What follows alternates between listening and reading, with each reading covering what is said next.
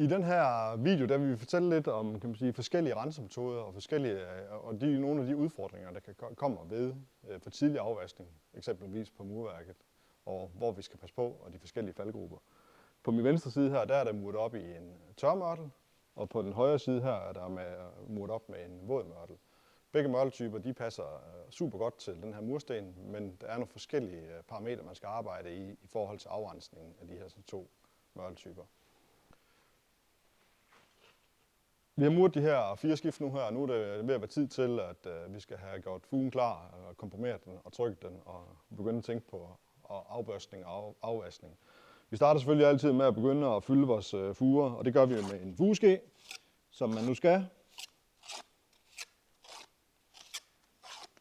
Og her er det vigtigt, at man ikke kommer til at sætte alt for meget mørtel ud på selve stussiderne, altså så vi ikke får fedtet mere mørtel på stenen end højst nødvendigt. Og det kan nogle gange være lidt en udfordring. Jeg har valgt at til den her stentype, som er en stentype, der har et almindeligt minutsuge og et middel vandoptag. Det vil sige, at det er en mursten, der sådan suger ret normalt, ret stille og roligt. Og specielt i en sommerperiode som det her, så er det jo en god sten at mure med, når det er sådan, at man står med den, fordi den ikke binder af alt for hurtigt, eller mørtlen ikke brænder af alt for hurtigt. I vinterhalvåret, der skal måske være lidt mere opmærksom på sådan en mursten som den her, fordi den suger mindre. Men vi har valgt en træpind, også på tørmørtlen, og det gør vi selvfølgelig også på vådmørtlen efterfølgende. Det er vigtigt, at vi ligesom får trykket vores fuger, og det er jo noget, vi godt ved. Vi kender jo alle sammen til det i murbranchen, når vi står derude, at der er stor forskel på, hvordan mørtelfugen de arter sig, alt efter hvad for en mursten vi står med. Så det handler hele tiden om, at vi kommer på det rette tidspunkt, og får trykket, når fugen den er klar til det. Typisk vil en tørmørtel i nogle tilfælde være lidt hurtigere færdig og klar til at trykke end en våd mørtel.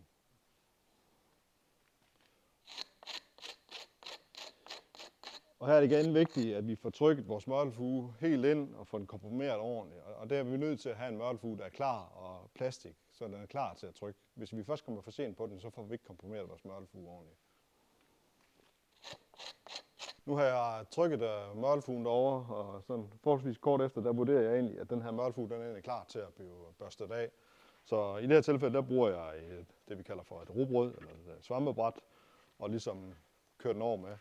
Og her er det igen vigtigt, specielt når vi bruger tørmørtlen, at hvis vi kommer for sent over på den her, jamen, så begynder alle småstenene ligesom at rulle ud. Så det handler igen om, at vi kommer over og får børstet vores murværk rettidigt. Og det foregår egentlig bare stille og roligt. Pas på, at vi ikke kommer til at gnide i fugerne. Altså det er egentlig, kan man sige, det smuds, der er kommet ud på overfladen af murstenen, det er egentlig det, vi ligesom skal forsøge at børste væk.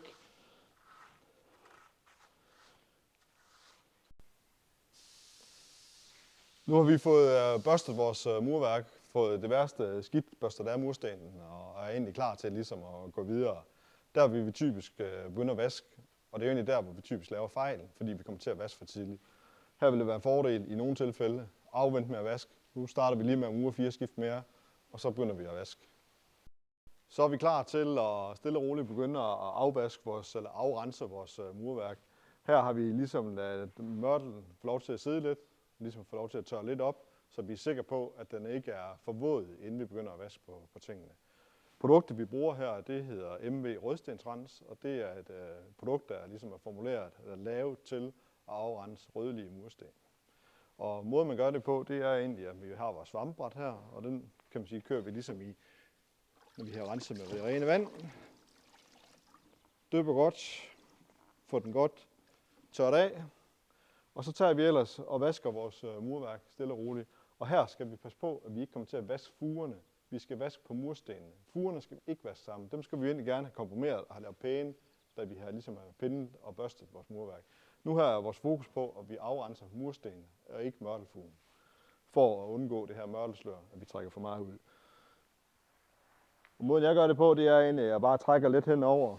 Sørg for, at vi hele tiden har, kan man sige, nyt produkt eller nyt rent bræt på, så vi ikke trækker for meget slør med rundt på tingene. Og så vasker vi stille og roligt derhen af.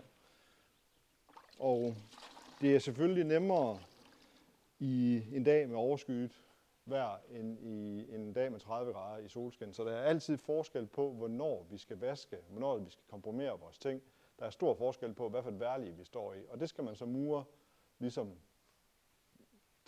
lave tiltag efter, altså ligesom arbejde sig ind efter.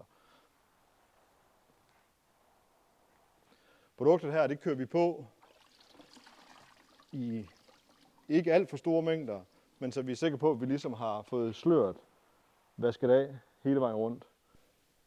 Vi passer på med at ikke give murværket for mange gange af produktet. Det vil sige, at har vi afrenset et stilladsmål her, og vi begynder at mure ovenpå, jamen så skal vi passe på med at gå ned og afrense igen, når vi ligesom fjerner stilladset, så vi i princippet kun giver murværket en omgang afrensning.